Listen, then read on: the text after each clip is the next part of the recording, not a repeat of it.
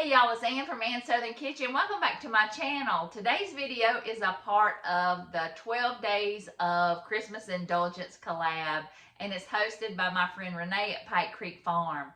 And we are bringing you all kinds of recipes for these 12 days.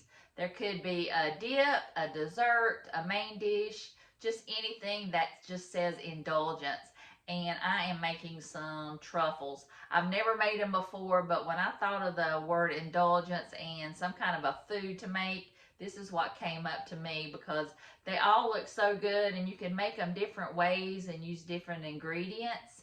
And I am using some candy cane cookies that I found at Aldi. So I thought I would make them into some truffles, and I've decorated them a little bit. I'm not the best decorator, but I think they turned out really good. And we had some friends come over tonight and we all enjoyed them. They're almost all gone already. And also you can freeze these. I think they freeze for about 3 weeks. So you can make them up, put them in the freezer, and all you'd have to do is sit them out and thaw them, and you can take them to your party. So I want to thank Renee for hosting, and make sure you go like and subscribe to her channel. I'll have her link down below, and make sure you check out all the videos in the collab. There's some great channels, and they're going to make all kinds of delicious, indulgent recipes. And also, if you comment on all the videos, you have a chance to win prizes.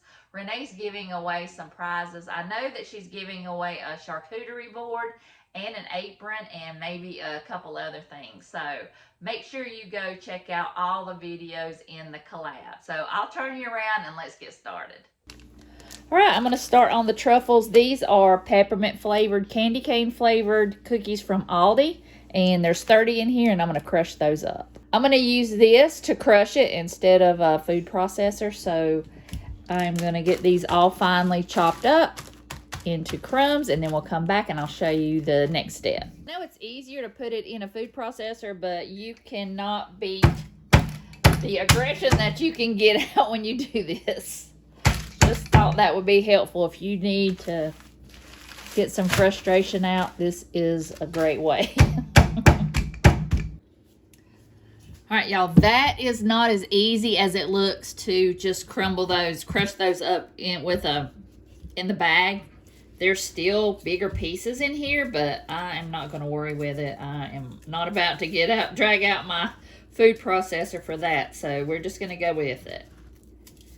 And I've got a block of cream cheese that's softened, and I'm going to go ahead and add that, and I'm going to just mix it up with my hands I've got a glove on here, and I'm almost out of these gloves. They are so handy with handling meat, any kind of stuff that you don't want your hands messed up. So that's what I'm going to use. So I'm going to mix the crumbs in with the cream cheese. Anything with cream cheese is indulgent to me. And that's why I go through so much cream cheese during the holidays, because there's just so many things that are just so delicious, and it makes so indulgent. And you just cannot beat cream cheese for an ingredient. That's my favorite, I think, ingredient of the holiday season is cream cheese, because it can go into sweet, savory, just any kind of stuff like that you would make during the holidays. And this smells amazing with the peppermint. Oh my goodness, I wish I were here to smell it. All right, that is totally mixed up. And I'm going to get my scooper, and we're going to scoop out a little bit of it and put it on a parchment-lined baking sheet. All right, I'm going to take my cookie scoop and make the balls. That way, each one of them will be the same size.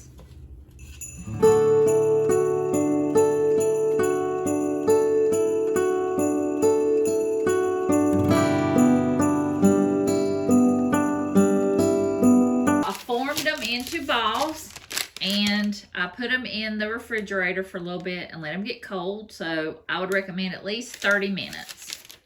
So now what I'm going to do is, well, I've got 11 and 11, so I'm going to do chocolate on 11 and vanilla on 11. And I've just got some melting wafers, And I added just a little spoonful of coconut oil. That way it'll make it a little bit smoother. So I'm just going to microwave that until it gets nice and melted. All right, the chocolate is nice and melted. So I'm going to drop one of the balls in there. Just get it coated with the chocolate. Okay, I have most of them done, but now I'm going to take the chocolate ones since you can't really see the toppings on there. And I've just got some of the white chocolate in a baggie, and I just cut the tip off. So I'm just going to just make a little decoration on the top of the chocolate ones. I think that makes them look a lot better. And make sure you don't do like I did. I put them in the wrappers before I decorated them and they cooled.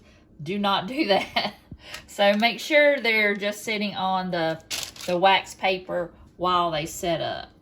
And I let these go ahead and set up so I could decorate those. So everything else is going to sit, and we're going to wait till everything gets hardened and dried, and then we'll put the rest of them in the little cups and we'll be ready to show them off. Okay, y'all. They look pretty good, especially for first time you've ever done it before. And this is the first time I've ever made truffles, but they look and smell really good. I'm not the best decorator, but these were pretty easy to put together, and you could just mix and match what kind of chocolate and what kind of topping you would like. That's just the white chocolate on the dark chocolate.